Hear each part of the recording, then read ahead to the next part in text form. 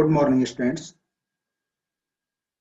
आज हम आपसे प्लेटीहेल्मिन्थ्स के क्लासिफिकेशन की बात करेंगे।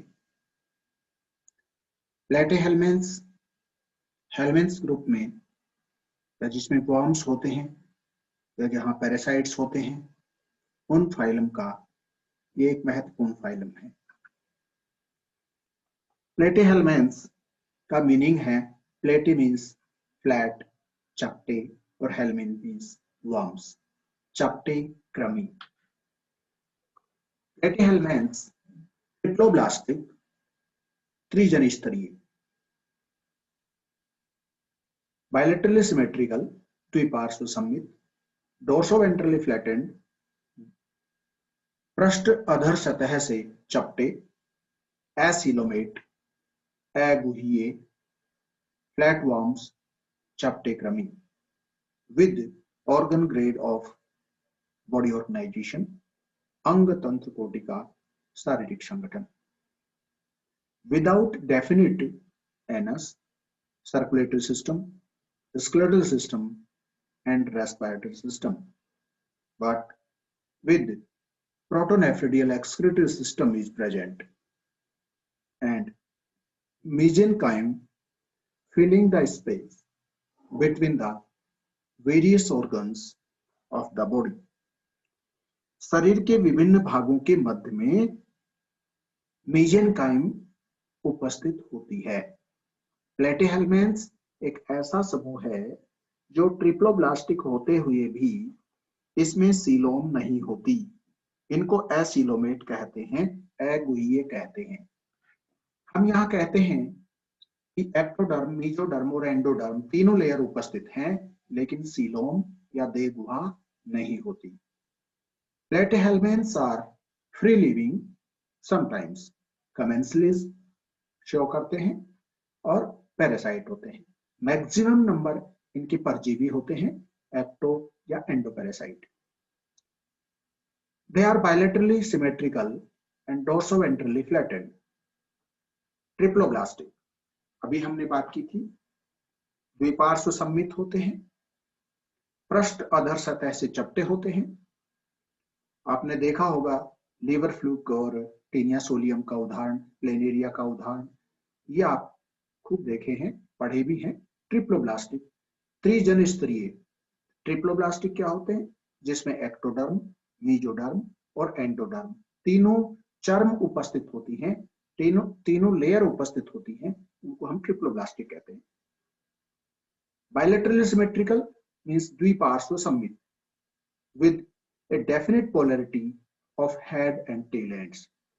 यहां पर ये निश्चितता है कि एंटीरियर एंड और पोस्टीरियर एंड कौन सा है।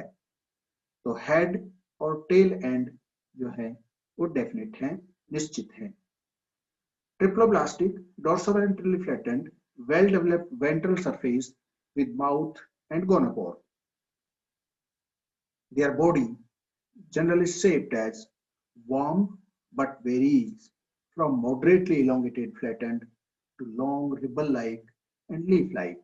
Ribble-like कौन किस में देखने को मिलती है, टीनिया सोलियम में। लीफ-like किस में देखने को मिलती है, लीवर फ्लूक के अंदर। तो यहां पर इनकी साइज की बात अगर हम करते हैं तो स्मॉल टू मॉडरेट साइज इनकी देखने को मिलेगी, microscopic to extremely elongated up to the 10 to 15 metres in length, 10 से 15 मीटर तक लंबे और सूक्ष्मदर्शी भी हो सकते हैं, 10 से 15 मीटर तक लंबे भी देखे जा सकते हैं। देयर बॉडी इज अनसेगमेंटेड, अखंडित शरीर होता है, लेकिन क्लास सेस्टोडा हम देखेंगे टीनिया सोलियम के अंदर तो वहां पर बॉडी सेगमेंटेड देखने को मिलती है।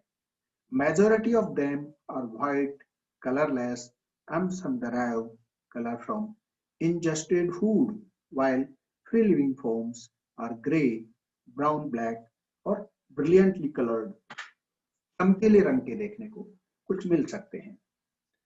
Their anterior end of the body is differentiated into head. अग्रशिरा जो है वो सिर भाग में विभेदित होता है। Mouth and genital pores on the ventral surface as well marked in Terbillarians, but less marked in Cestoda and Trematoda.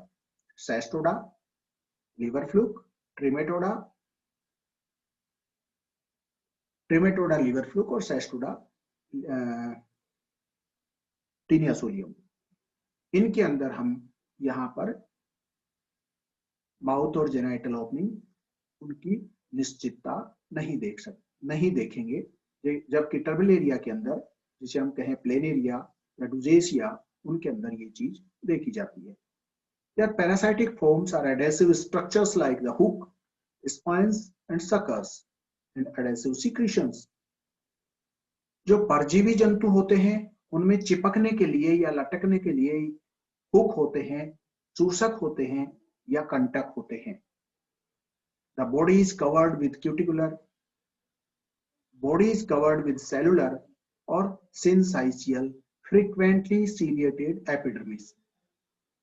यहां पर एपिडर्मिस उपस्थित है, लेकिन ट्रेमेटोड और सेस्टोड के अंदर एपिडर्मिस के ऊपर भी क्यूटिकल देखने को मिलती है, अतः वहां पर सिंसाइशियल, सेलुलर या सीलिएटेड एपिडर्मिस नहीं देखने को मिलेगी।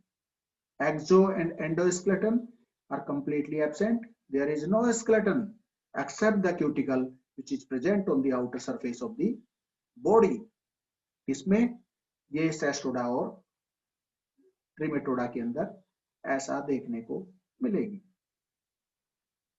The hard part consists of cuticle, spine and thorn, hook and teeth. इनको अलावा कोई हार्ड स्ट्रक्चर या स्केलेटन जैसी संरचना नहीं देखने को मिलती। They are acylomet without any body cavity. हमने पहले ही बात की थी कि ट्रिप्लोब्लास्टिक हैं लेकिन सीलोम नहीं है। सीलोम क्या होती है? देह गुहा। कैसे बनती है?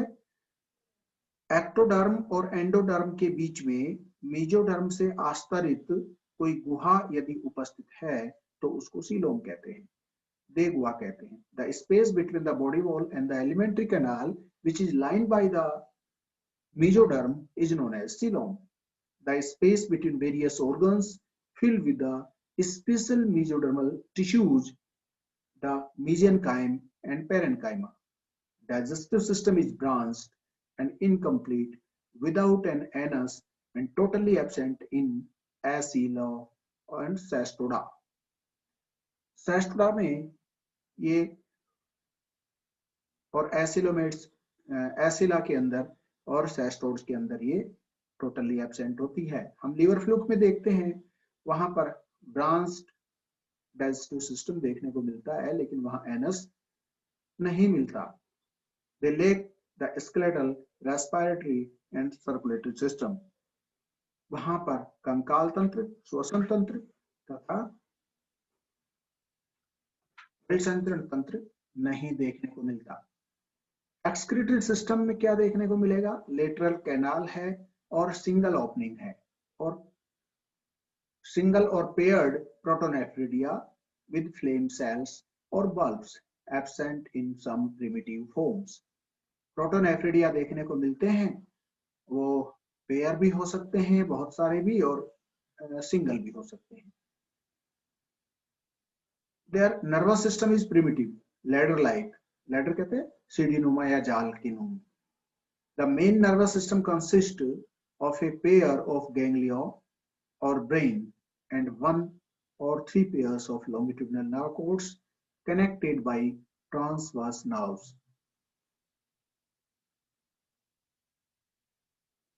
यहां पर ब्रेन से या सेरेब्रल गैंग्लियन से 1 या 3 जोड़ी लॉन्गिट्यूडिनल नर्व कोर्ड्स निकलती हैं जो आपस में अनुप्रस्थ तंत्रिकाओं से जुड़ी हुई होती हैं।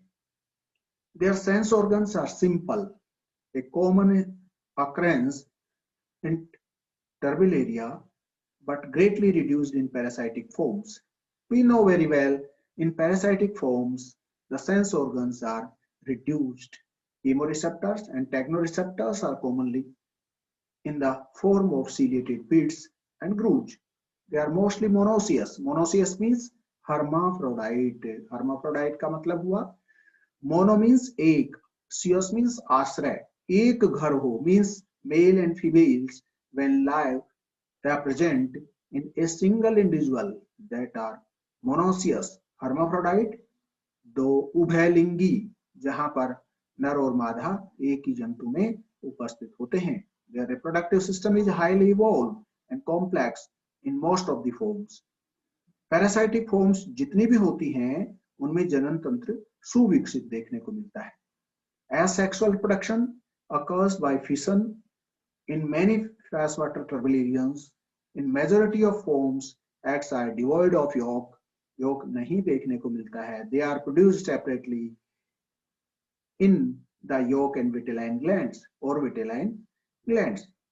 The fertilization is internal, but cross-fertilization in trematodes and self-fertilization in cestode. ट्रेमेटोडा के अंदर क्रॉस फर्टिलाइजेशन देखने को मिलता है और सेल्फ फर्टिलाइजेशन सेस्टोडा के अंदर देखने को मिलता है. अब बात आती है सेस्टोडा में सेल्फ फर्टिलाइजेशन बोल तो रहे हैं, लेकिन यहाँ सेल्फ फर्टिलाइजेशन में भी थोड़ा सा भेद है. वो भेद क्या है?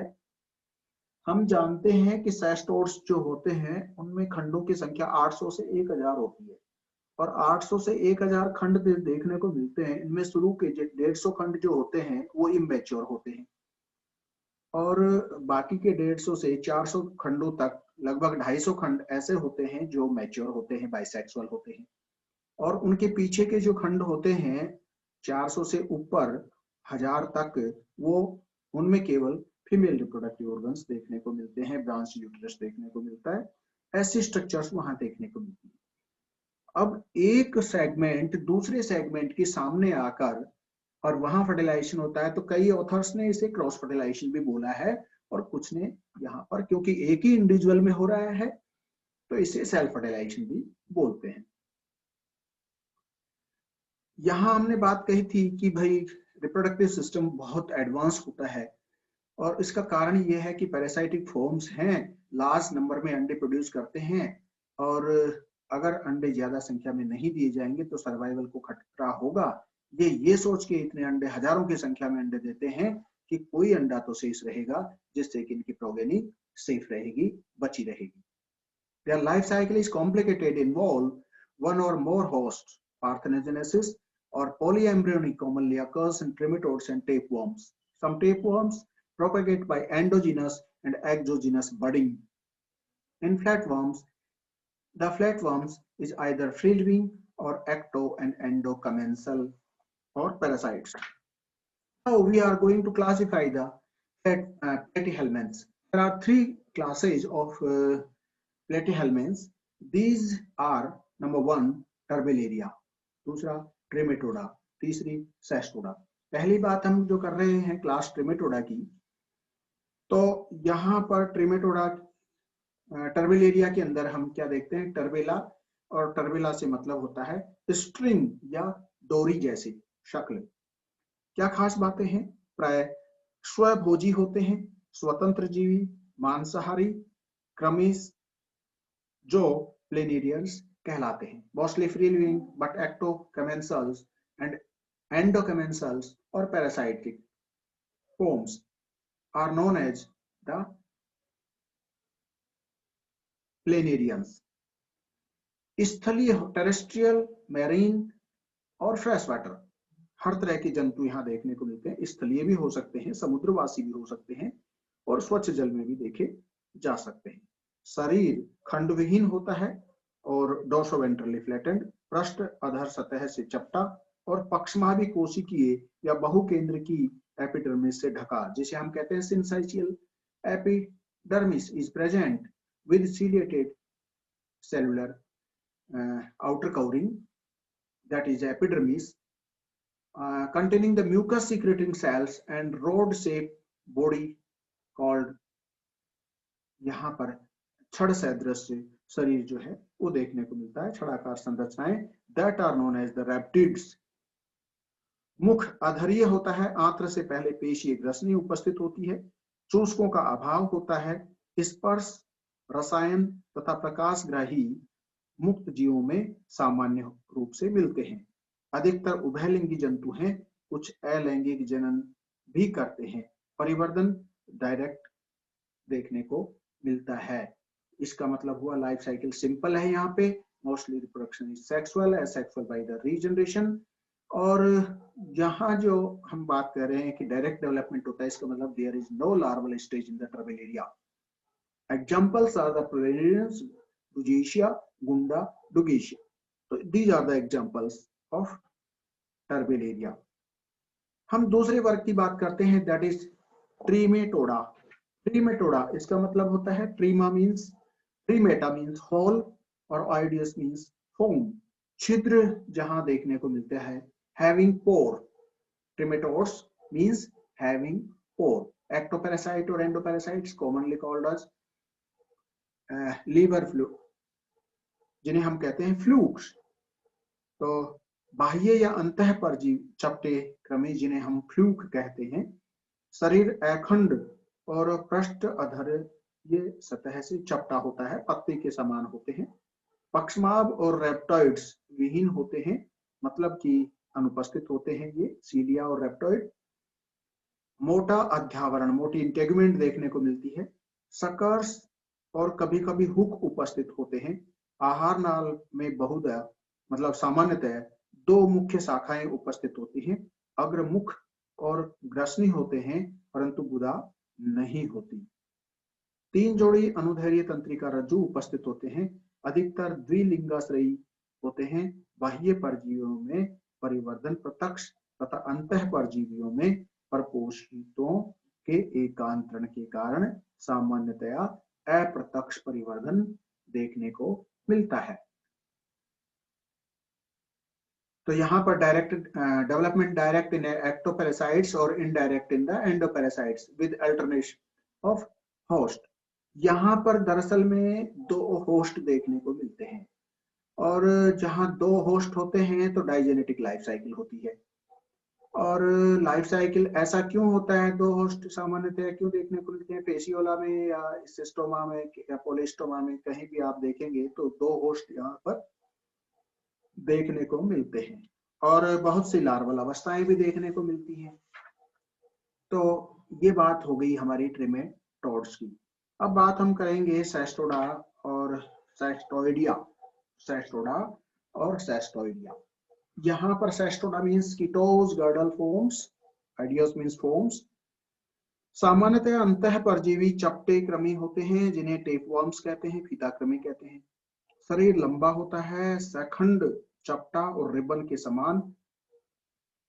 अध्यावरण पर सूक्ष्म अंकुर माइक्रोविलाई उपस्थित होते हैं। स्कोलैक्स या सिर पर चूसक या हुक दोनों भी देखे जा सकते हैं। चूसक भी हो सकते हैं, हुक भी हो सकते हैं, या दोनों भी हो सकते हैं। आहार नाल totally absent, sense organs totally absent, मतलब एलिमेंट्री कैनाल नहीं होती है। अब बात आती है कि ये भोजन कैसे ग्रहण करते हैं। ये बहुत इंपॉर्टेंट बात है कि सेस्टोडा में आहार नाल नहीं होती, तो ये भोजन कैसे ग्रहण करते हैं। हम कहते हैं चूसक उपस्थित होते हैं, तो चूसक क्या काम करते हैं? हम कहते हैं हुक उपस्थित होते हैं। ये सारी बातें आपके लिए छोड़ रहे हैं, हम आगे चल के हम बात करेंगे आपसे कि सेस्टोडा के सदस्य भोजन कैसे ग्रहण करते हैं, जबकि उनमें आहार नाल टोटली एब्सेंट होती है। प्रत्येक परिपक्व देहखंड द्विलिंगाश्रयी अथवा नर तथा मादा दोनों जननांगों सहित होते हैं। हमने बात की थी अभी थोड़ी देर पहले कि यहाँ पर 800 से 1000 खंड होते हैं। उसमें पहले खंडों में केवल नर जननांग देखने को मिलते हैं। बीच वाले खंड लगभग 250 खंड ऐसे हैं जिनमें नर और मादा दोनों जननांग देखने को मिलते हैं। लेकिन अंतिम खंड लगभग अगर हम कहें कि 400 से 600 तक के खंड ऐसे हैं जिनमें केवल मादा जननांग ही देखने को मिलते हैं, नर जननांग नहीं होते। ऐसी स्थिति में दूसरी बात और खास होती है कि एपोलाइसिस होता रहता है। पीछे के परिपक्व खंड जिन्हें हम मैच्योर प्रोग्लैटिड कहते हैं, वो सब टूट टूट के, जो प्रोग्लैटिड्स जो होते हैं उन्हें मैच्योर सेगमेंट कहते हैं। और मेल और फीमेल ऑर्गन्स, वहां पर प्रोग्लैटिड, मैच्योर प्रोग्लैटिड, और एक होता है जिसमें कि ब्रांच यूट्रस देखने को मिलता है, तो वो एपोलाइसिस द्वारा टूट के गिरते रहते हैं। लाइफ साइकिल कॉम्प्लिकेटेड है, यहाँ भी डाइजेनेटिक फॉर्म है, यूजुअली इन्वॉल्विंग 2 और मोर होस्ट, 2 या 2 से अधिक होस्ट देखने को मिलते हैं यहाँ पर, और एम्ब्रियोज विद हुक्स यहाँ की खास बात है। एक या अधिक मध्यस्थ परपोषियों के साथ जटिल जीवन व्रत यहाँ देखने को मिलता है और भ्रूणों में हुक उपस्थित होता है। एग्जाम्पल्स की अगर हम बात करते हैं तो उदाहरण यहाँ पे टीनिया सोलियम है, इकाइनोकोकस है, हाइमेलोनेप्सिस है, मोनिजिया है। इस तरह के यहाँ पे बहुत सारे उदाहरण आपको, इकाइनोकोकस वगैरह, मोनिजिया है, टीनिया है, ये सब आपको उदाहरण यहाँ पर देखने को मिलेंगे। तो इस तरह से ये हमारा प्लेटीहेल्मिन्थ्स का क्लासिफिकेशन कंप्लीट होता है। Thank you very much, thanks a lot.